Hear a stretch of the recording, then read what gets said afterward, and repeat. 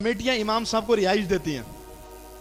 ये कमेटियों के तहफ़्फ़ुज़ात हैं और कमेटियों की तरफ से ये वाक़तन बातें आती हैं कि इमाम साहब उनके साथ 4 बच्चे थे, उनकी अहलियाँ थी, माँ बाप भी थे। कमेटी ने रिहाइश दे दी इमाम साहब को। इमाम साहब ने पंजाब से पूरा ख़ानदान बुला लिया, बलूचिस्तान से पूरा ख़ानदान बुला दिया।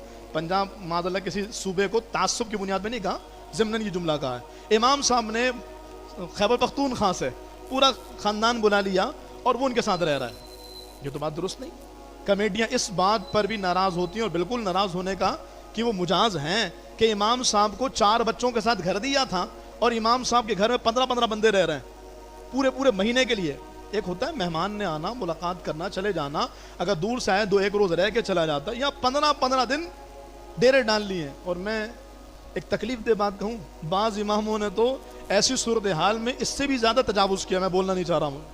तो बहरहाल अब हुआ क्या कि मस्जिद का बिल जो पहले 20,000 रुपये आ रहा था अब 35,000 रुपये आ रहा है। कमेटी ने बिल अलग कर दिया, मीटर अलग कर दिया। पता लगा 35,000 में से 25,000 तो इमाम साहब के घर का बिल आ रहा है, क्योंकि इमाम साहब के घर में एसी भी चल रहे हैं, इमाम साहब के घर में ख़ानदान के अफराद भी ज़्यादा हैं, पानी की मोटर भी ज़्यादा चल रही, पानी का बिल भी ज़्यादा, गैस का बिल भी ज़्यादा।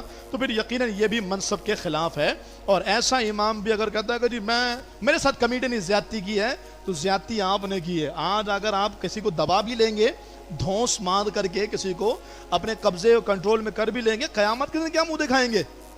ये तो शरीयत का हुक्म है और ये उर्फ़ का तकाज़ा है कि इमाम साहब को जिन लोगों के साथ कमरा दिया, ये किराए पे घर देंगे आप बताइए, या आपके यहाँ किराए पर फ्लैट देने का बड़ा उर्फ है, किराए पर फ्लैट देंगे, आपको पता है 6 अफराद हैं। अच्छा, बाद में आपको पता लगा 12 बंदे रह रहे हैं, आप रहने देंगे? कभी भी नहीं रहने देंगे, कभी भी। बल्कि किराए पर रखते हुए पूछते बंदे कितने हैं।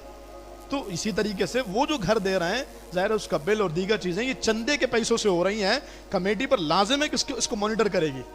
अगर वो गड़बड़ होते वहाँ पर गड़बड़ होती है तो उसको इस मामले पर जवाब देना पड़ेगा। एक इमाम